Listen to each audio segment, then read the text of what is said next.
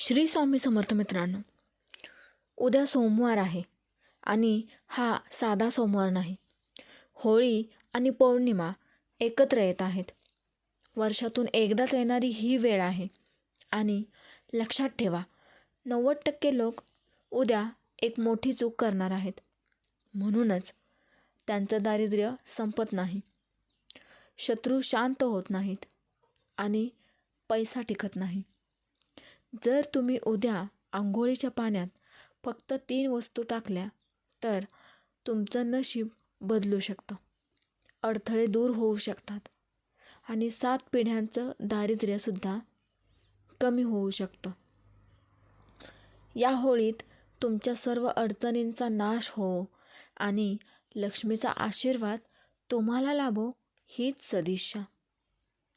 मित्रांनो, व्हिडिओ शेवटपर्यंत नक्की बघा, कुठेही स्किप करू नका. तसेच व्हिडिओला एक लाईक करायला विसरू नका आणि कमेंटमध्ये हर हर महादेव नक्की लिहा. हा उपाय चुकीच्या पद्धतीने केला तर काहीही फायदा होणार नाही. म्हणून हा व्हिडिओ शेवटपर्यंत नक्की ऐका, कारण शेवटी मी एक अशी गोष्ट सांगणार आहे जी बहुतेक लोक लपवतात. मित्रांनो, दुसरी गोष्ट आहे म्हणजे 1 चिमूट हळद. हळद म्हणजे लक्ष्मीचे प्रतीक आणि होळीच्या दिवशी हळद वापरल्यास दारिद्र्य जळून जाते असे मानले जाते. हळद पाण्यात टाकताना म्हणा, माझ्या घरातील आर्थिक अडचणी दूर होत आणि जे पैसे अडकले आहेत ते परत येवोत.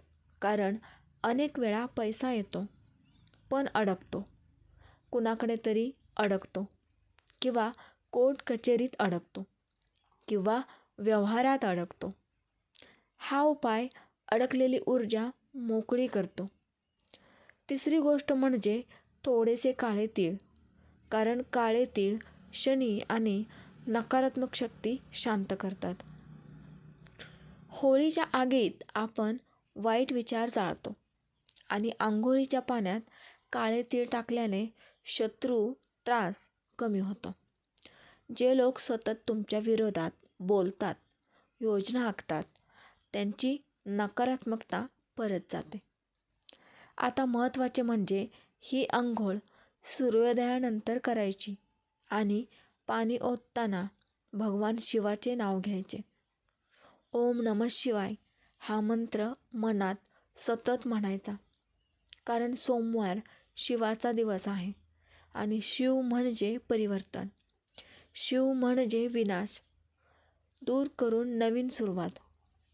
जे लोक हा उपाय 7 सोमवार करतात त्यांना अधिक फायदा होतो. पण उद्याचा दिवस विशेष आहे, कारण होळी आणि पौर्णिमा एकत्र आल्यावर चंद्र पूर्ण शक्तीत असतो आणि पूर्ण चंद्र मनातील भीती बाहेर काढतो.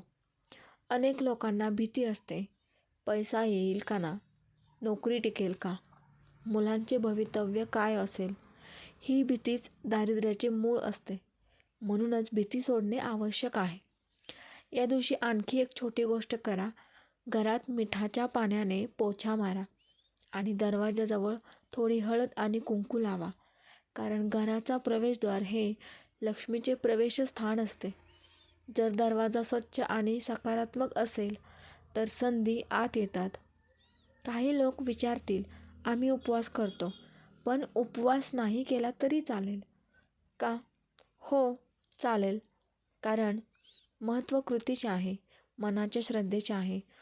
उपवास हा मन शुद्ध करण्यासाठी असतो, पण जर आरोग्याने परवानगी दिली नाही तर हा उपाय करता येतो.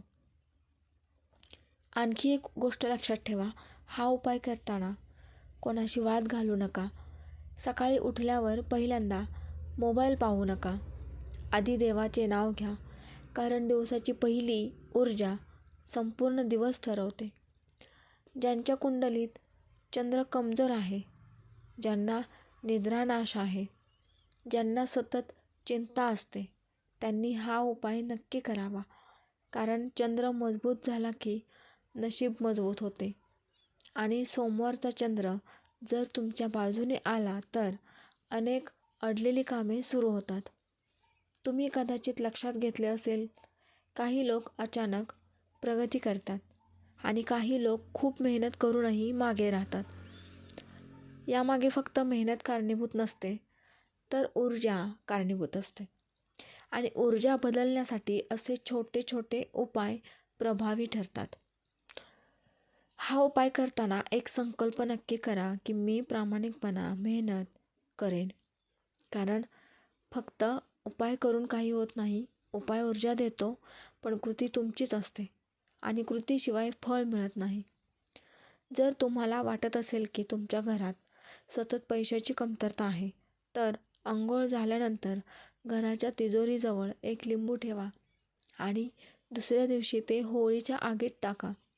म्हणजे अडकलेली नकारात्मकता जळून जाईल. उद्याचा दिवस साधा समजू नका, कारण होळी म्हणजे नकारात्मकता जाळण्याची संधी आणि पौर्णिमा म्हणजे पूर्णत्वाची संधी आणि सोमवार म्हणजे शिवकृपेची संधी. या 3 शक्ती एकत्र आल्या तर जीवन बदलू शकते. ज्यांना वाटते की आमच्यावर कोणीतरी वाईट नजर टाकली आहे, त्यांनी या पाण्याने अंघोळ केल्यानंतर उजव्या खांद्यावरून 3 वेळा पाणी ओतावे आणि मनात म्हणा, माझ्यावरची सर्व वाईट नजर दूर हो. लक्षात ठेवा, श्रद्धा असेल तर परिणाम होतो, संशय असेल तर ऊर्जा अडते. म्हणून मनात पूर्ण विश्वास ठेवा.